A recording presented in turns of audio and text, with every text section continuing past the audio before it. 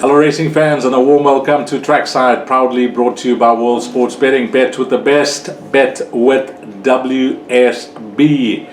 Well, I trust everyone's well, keeping good, and looking forward to this weekend's racing. I hope it was a profitable week for you, and if not, well, you got two good race meetings to look forward to this weekend. On Saturday it's at Turfentine, and on Sunday at Scottsville. We picked out 4 horses to follow this weekend. There will be 2 trebles up on the World Sports Betting menu, and away we go with those 4 horses. Well, it's an early start for us at Turfentine on Saturday. We begin in race number 1, which will be at 11:45. It is a maiden plate over 1600 meters, and what I'm hoping here, guys, is that we found the value, because I expect this horse to be at a decent price, and we could get off to a flying start for Saturday. And the horse's name is Bold Act. Ali Glad will team up with Craig Zaki. And this individual, well, he looked ready to win prior to the layoff that they gave him on the 19th of August. He had 2 good runs prior to that. In fact, 3 good runs prior to that layoff.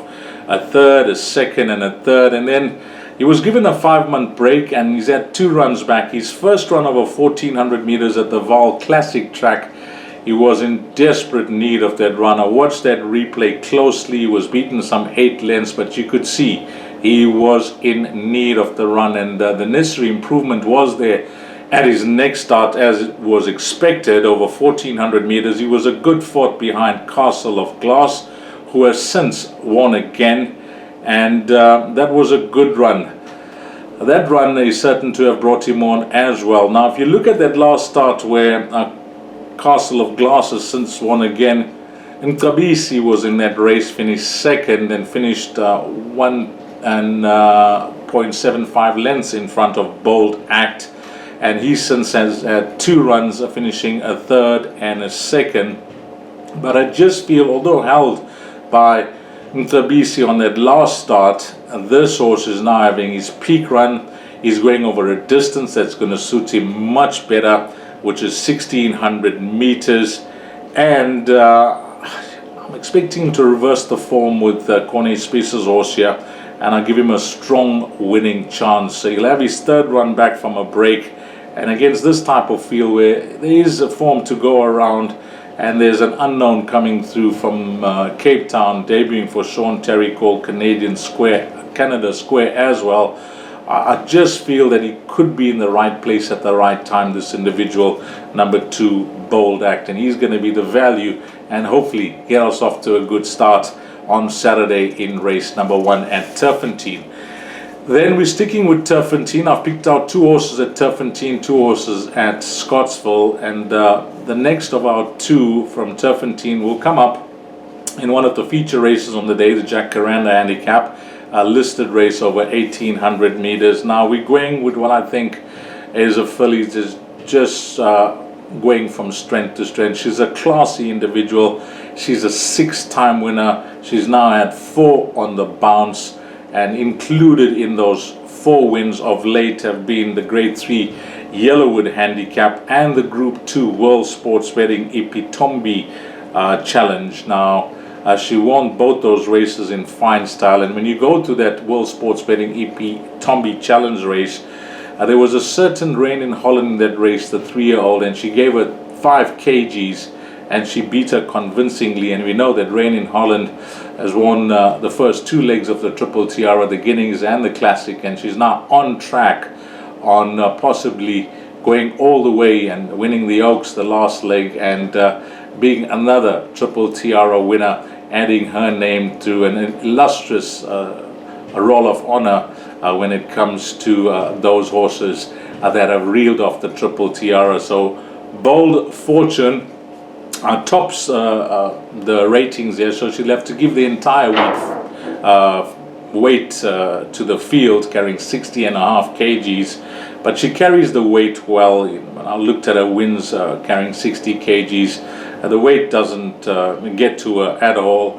And when you look at this combination of Diego de Goveo and Stuart Pettigrew, they always team up successfully. And Stuart Pettigrew, what a run he's having. His stable's in cracking good form, and this horse Bold Fortune. I'm just hoping that, against this type of field, that a class would prevail, because she is coming off a 2-month break. That's not supposed to be a concern for her, because she does enjoy racing fresh, as the stat will show. Rest plus 1, 4 times, 2 wins and a second. So that's not a concern at all. And whilst there is form to go around in this race, you can make a case for a number of horses, including number 4 Pin-Up, that will be the likely danger in the race from a very informed combination and stable of Paul Peter. But I just think that class could prevail here in race number 6, number 1 Bold Fortune. Then the 2 horses at Scottsville on Sunday, and also a very early start for us. We're going with the first 2 races, and it's always tricky, backing 2-year-olds. One is kept guessing when it comes to the level of improvement that these horses are expected to make from one run to the next. And very often you see form reversals as well. But in this case, I'm hoping that this filly, Princess Ozma from the Wendy Whitehead stable, can just go from strength to strength, because when she won first time out, it was super impressive. She was sensible, she was professional, she got into the race early, she moved up over the final 300 meters, and she made it look very, very easy at the business end of the race. If you listen to that interview with Donovan Dillon and trainer Wendy Whitehead, they were full of praise for this filly's performance, lots of positive to take out as well. And there has been one runner from that form line to come out, beaten 10 lengths, was Sabatini, and that has come out to run second behind an odds-on favorite in Ride On. So, whilst it is expected with all these 2-year-olds to show natural improvement from one run to the next, I think this filly looks above average, and she could make it back-to-back here. Number 8, Prince Ozma, in race number 1 at Scottsville, and that's a juvenile plate for fillies over 1200 meters. And then the last of our 4 horses for the weekend comes up in race number 2, and again it's the juveniles that I'm going for. And this horse is called Gladiatorian. He's trained by Dennis Dreyer, and he was back to start off as the top one first time out. In fact, when it came race time, his starting price was in the red, so there was a weight of money on him, number 10 Gladiatorian. The talk was on course. The stable gave the confidence that they were expecting a forward performance from him first time out, and he did very little wrong. He was given every chance by jockey Sean Veal in the race, natural pace and speed, and he put in a determined challenge over the final 200 meters as well. He just found one good on the day, that was Question Master, trained by Robbie Hill. So I think Question Master, whenever he comes out, he's a type of horse that is worth following after a gutsy first win. Third in that race was Superior Force from the Mike Miller yard, that has since come out to enhance that form line and win. And you'll see that jockey Sean Veal is not riding. Well, Sean Veal is actually not riding at this meeting, so the stable of Dennis Dreyer have engaged the services of Anton Marcus, and I will assure you that Anton has been there to work this horse, and he'll be hoping that this horse can bring his homework to the course, and if he does just that, then he'll have a strong chance of winning here. There are lots of first-timers, there are horses that will improve, as we alluded to when we spoke about Princess Ozma in the previous race. It's difficult to gauge the expected improvement from one run to the next with these young horses, but I think number 10 Gladiatorian, as we've come to expect over the years from the Dreyer stable, there is marked improvement from one run to the next. And I think this horse, the fact that there was money for him, there was talk for him, and he did show first time out, that run would have brought him on a ton, and I'm expecting him to win. Number 10